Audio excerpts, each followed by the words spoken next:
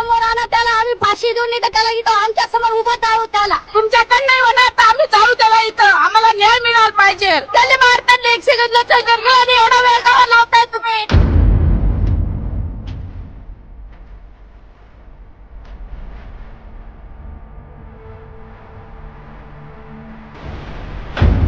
मालेगाव जन आक्रोश मोर्चा.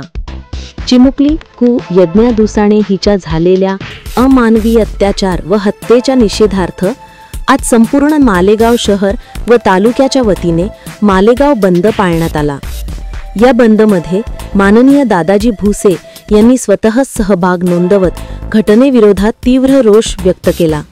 विविध सामाजिक राजकीय संघटना, वकील संघ, महिला वर्ग, लहान मुले, तरुण तरुणी तसेच शहरवासीय मोठ्या संख्येने उपस्थित राहून संपूर्ण मालेगाव तालुका यावेळी एकजोटीने उभा राहिला. यावेळी रामसेतू पूल मालेगाव येथून मोर्चा सुरू होऊन अप्पर जिल्हाधिकारी कार्यालयापर्यंत निर्धारपूर्वक मार्गक्रमण करण्यात आले.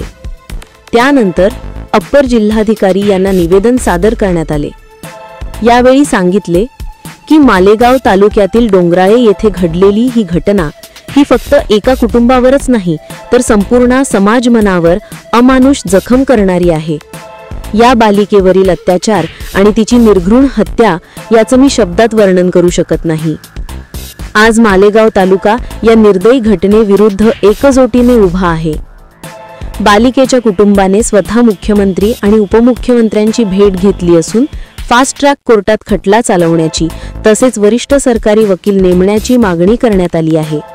मुख्यमंत्री महोदयांनी ही मागणी तत्काळ मान्य केली असून आरोपीला शक्य तितक्या जलद आणि फाशीच्या शिक्षेसाठी राज्य सरकार पाठपुरावा करणार आहे. माननीय दादाजी भुसेंनी पुढे सांगितले की मालेगाव वकील संघाचा निर्णय अत्यंत प्रशंसनीय आहे.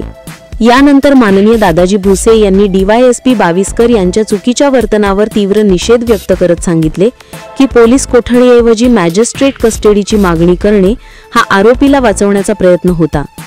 माझ्या हस्तक्षेपानंतर अहवाल बदलला गेला आणि कोर्टाने 8 दिवसांची पोलीस कोठडी दिली आहे.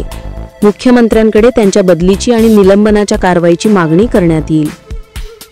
मोर्चाच्या अखेरीस लहान कन्यांच्या हस्ते अप्पर जिल्हाधिकाऱ्यांना निवेदन देण्यात आले आणि श्रद्धांजली अर्पण करण्यात आली. आपल्या परिसरातील बातम्या आणि जाहिरातीसाठी संपर्क करा. वसीम शेख, मुख्य संपादक, 8149797961. बातम्या आवडल्यास लाईक करा, कमेंट करा, शेअर करा, सबस्क्राईब करायला विसरू नका.